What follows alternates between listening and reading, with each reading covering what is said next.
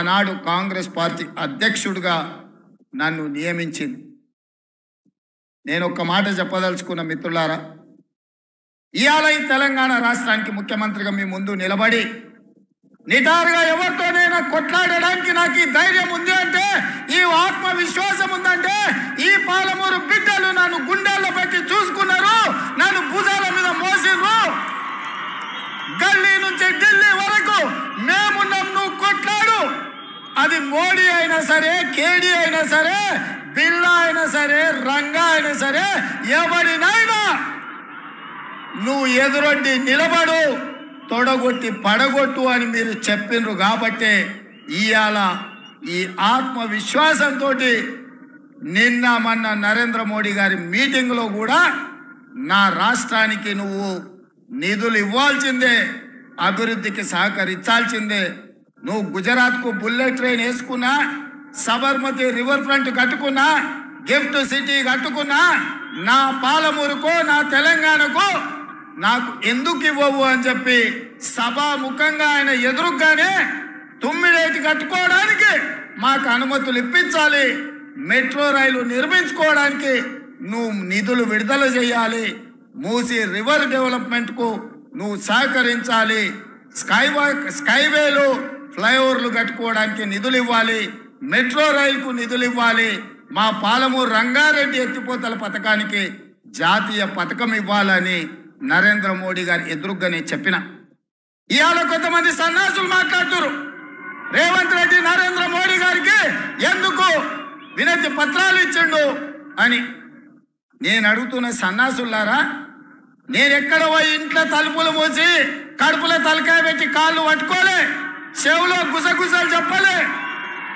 బాజాప్తా ప్రధానమంత్రిగా ఈ రాష్ట్రానికి వస్తే ముఖ్యమంత్రిగా నా బాధ్యతను నెరవేర్చిన.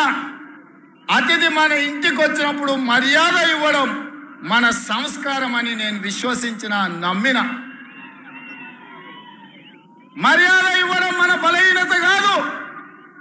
మర్యాద ఇవ్వడం వల్ల మన గౌరవం పెరుగుతుంది. దేశ ప్రధానమంత్రికి గౌరవం ఇచ్చినాం, మన సమస్యల్ని ఎకరువు పెట్టినాం. రేపు ఒకవేళ భారతీయ జనతా పార్టీ మనం అడిగిన నిధులు ఇవ్వకపోయినా, మనం అడిగిన అనుమతులు ఇవ్వకపోయినా, చాకి రేవు పెట్టి చిరిగేదాకా ఉతికే బాధ్యత నేను తీసుకుంటా. నరేంద్ర మోడీ తెలంగాణ అభివృద్ధిలో మనకు సహకరించకపోతే తెలంగాణ రాష్ట్రమే కాదు, దేశంలో అన్ని రాష్ట్రాలు తిరిగి నరేంద్ర మోడీకి వ్యతిరేకంగా నిలబడి కొట్లాడతా అని చెప్పి నేను ఈ వేదిక మీద నుంచి మాటిస్తున్న మిత్రులారా. మన మంచితనం చేతగానితనం కాదు, మన మర్యాద మన ప్రాంతానికి మేలు జరగాలనేది.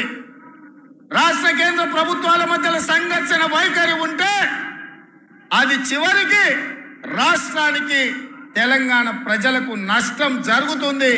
సంఘర్షణ వైఖరి ప్రభుత్వాల మధ్యలో ఉండొద్దు అన్న ఆలోచనతోని తెలంగాణ రాష్ట్ర ప్రభుత్వం తరఫున భారత ప్రభుత్వానికి వినతి పత్రాలు ఇచ్చినాం.